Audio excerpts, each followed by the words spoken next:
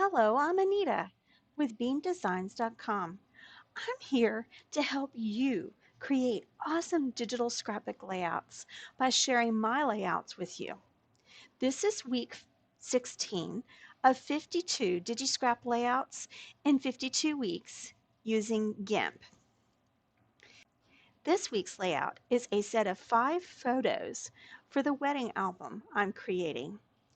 I am using the most recent version of GIMP at the time of this recording, which is 2.10.18.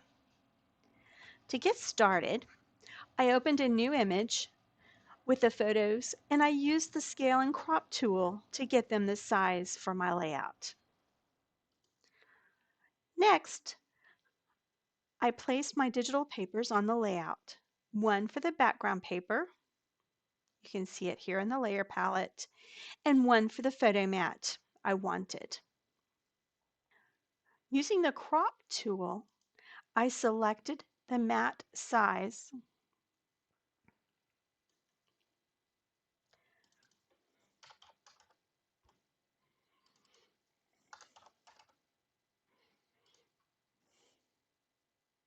and applied the action to remove the outer portion of the paper.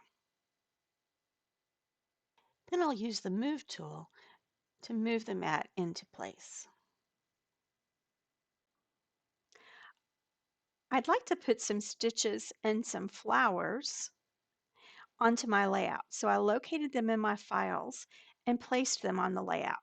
I want 2 copies of the stitching, so I duplicated that layer.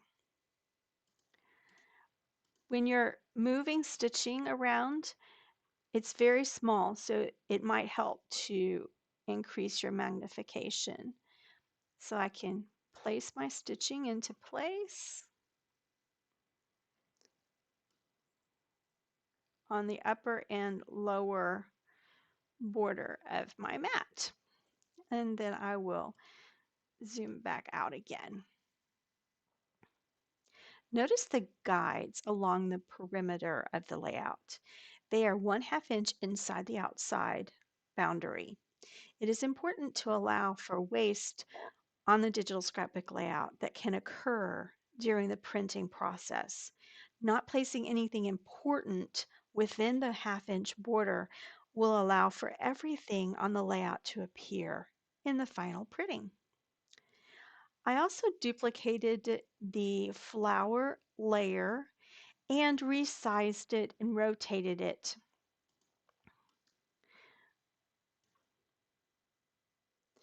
to provide my flower accents. Let's add some dimension now. So let's start with our main digital paper. Let's duplicate it. Let's also add an alpha channel to that layer, to the paper. Let's use our select tool.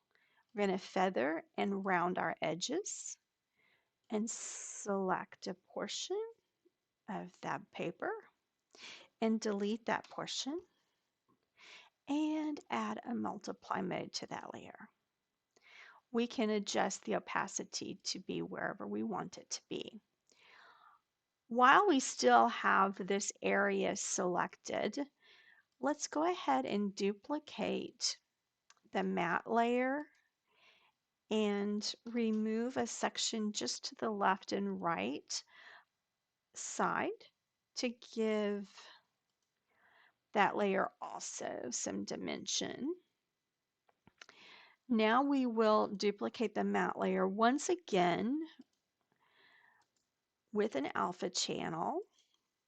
We're going to alpha to selection the mat layer, select feather, and shrink. We'll delete that smaller selection and we'll add a multiply mode to what is remaining on that layer. Let's add a drop shadow to our stitching and our flowers. So we will make the flower layer active go to filters, light and shadow, drop shadow, and we'll use the default settings as we add